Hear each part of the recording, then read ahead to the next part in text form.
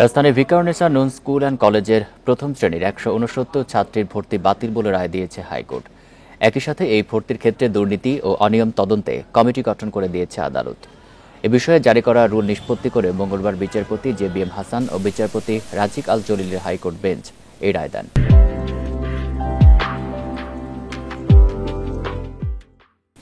পাশাপাশি খালি হওয়া আসনে অপেক্ষমান তালিকা থেকে শিক্ষার্থী ভর্তি রায় দিয়েছে আদালত। বলেছে, বাতিল ১৬৯ শিশুর ভর্তি নিয়ে সৃষ্ট পরিস্থিতির দায় অভিভাবকরা এড়াতে পারেন না।